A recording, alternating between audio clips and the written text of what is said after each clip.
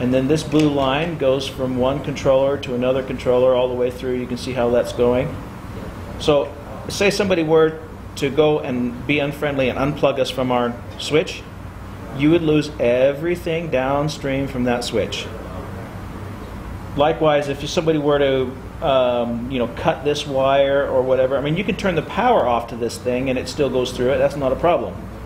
Only that thing would drop offline. But if you lose a whole section of these things, you want to look at your network architecture before you just think, oh my goodness, I don't know where to start. And this usually should bring to light, we use this as a tool all the time if we lose stuff. Oh, what happened? And then we can say, okay, this is where we're not seeing from here onwards. And it may not make sense anywhere else. If you were just looking at a list of OSAs, this is going to IVF2 and then OSA 8 and then OSA 7 and OSA 6, so it does make a little bit of sense there, but it may not necessarily have done that if their geographic locations were different. And this won't make any difference to you, but the blue lines are net 1 and the black lines are net 2. Typically, we have things like VFDs or water source heat pumps or any kind of third-party things on a net 2 to separate them from the higher level traffic. Again, it probably you won't use that in your everyday work, but let's move down here. We have these for everywhere where our network is. Here is parking level 1. There's a lot of stuff in here because these are all of our snowmelt systems. So if you were to, again, lose a section of them, you wouldn't have to spend all day running around looking for it. You could see, okay, that's the last one I can see. I can't see everything past it. You can go straight to that one.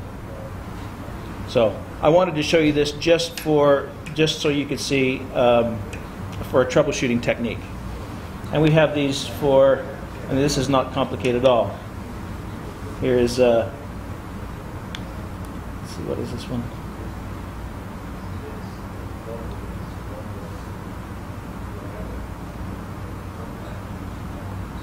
Building B? Well, it's the weather station. Oh, the weather station, that's why. Okay. So that one actually stacks on top of this one, but it's on the highest level. It's up on level 8 or whatever, the weather station. And then over here is building A and D, and you can see those are very simple.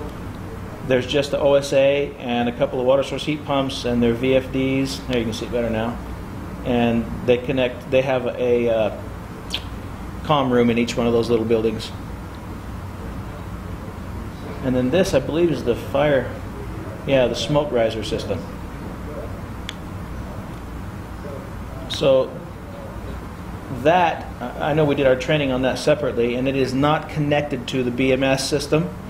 But since we did the work, this is where you're going to find the documentation on it. And this is where it runs. It's network pathing. Again, it's very simple because there's not a lot of items on it. But everything comes back to the control room on block 76, on both blocks. And I have the other one that we could run through, but basically it's the same kind of stuff. I don't think it's going to be useful to you in the interest of time. So that little plan there, that shows our field panel locations and our controller locations? This shows where all the controllers are. It doesn't say, yeah. It's showing me the architecture, but I mean, as far as like you were saying, if we were to lose a field panel, and it was, let's just say it was DSC 1616 Echo, the OSA 6, how would I know where that field panel is physically located if I didn't know where OSA 6 is? Do you guys have them? I know I've seen a lot of controllers above ceilings, equipment rooms. Where could I go to find that information?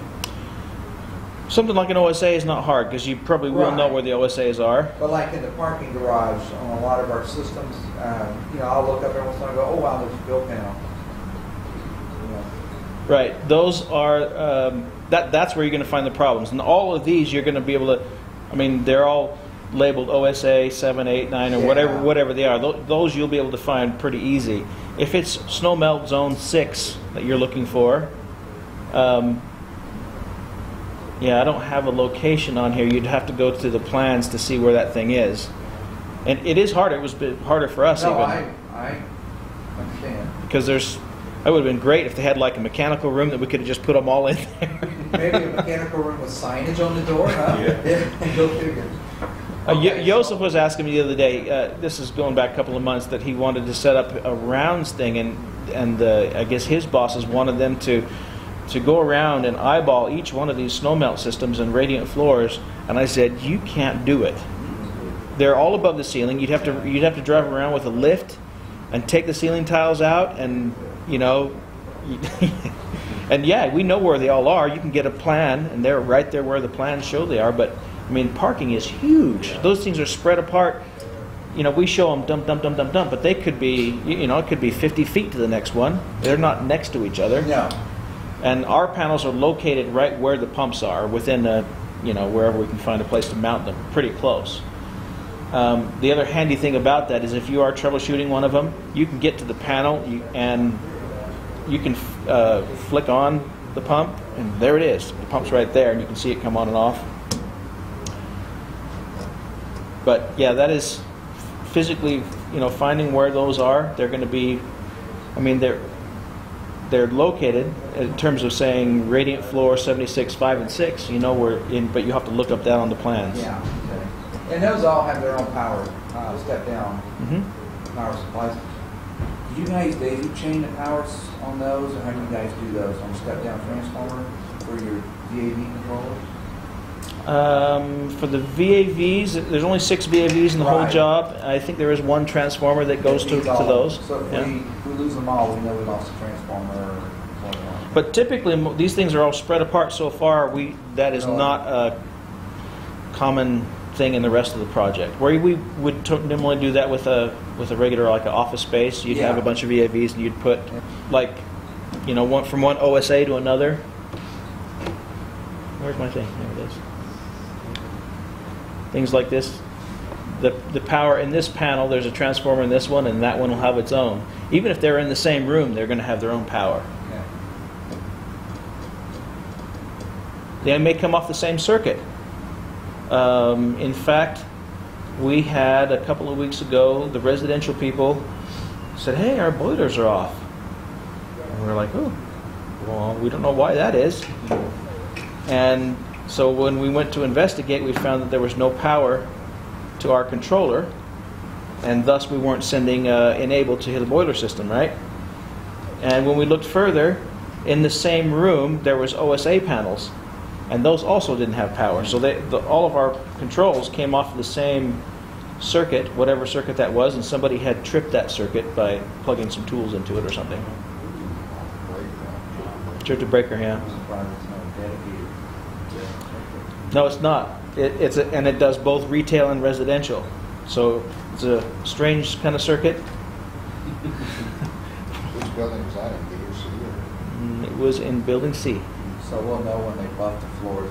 The buffers are really bad about taking out this. Actually, we think it was a CCI guy because there was some repairs being done.